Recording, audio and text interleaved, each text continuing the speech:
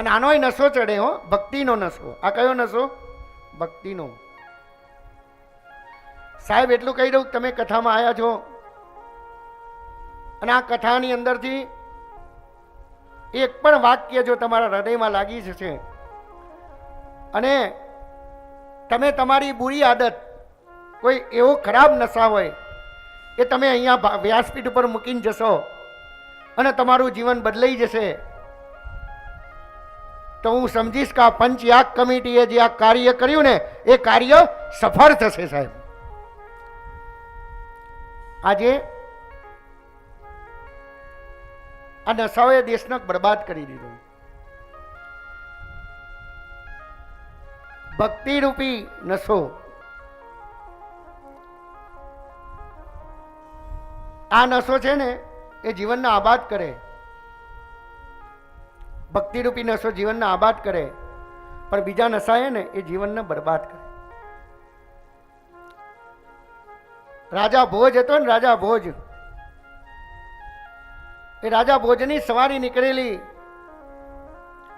રાજા ભોજ હાથી ઉપર બેઠો હતો અને ભોજની સવારી નીકળે એટલે બધા સૈનિકો આજુબાજુ હતા.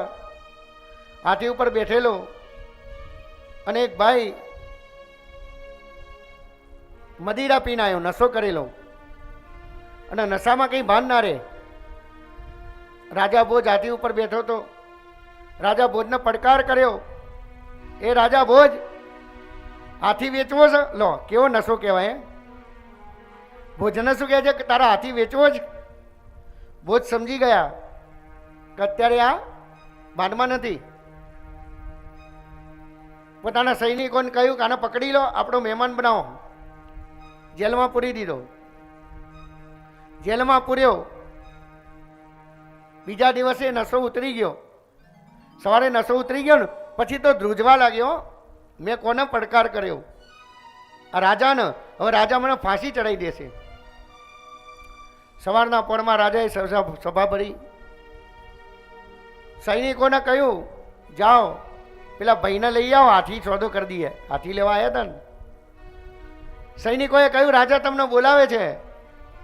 પેલો આમ કાપમાં માંડ્યો કે હવે રાજા ફાંસી આપી દેશે.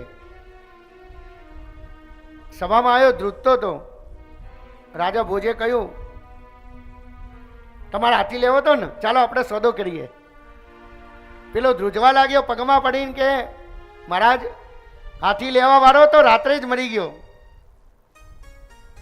અત્યારે તો હું તમારા પગની ગાય છું. એટલે આ ભક્તિ રૂપી નશો છે ને એ જીવનને આબાદ કરે.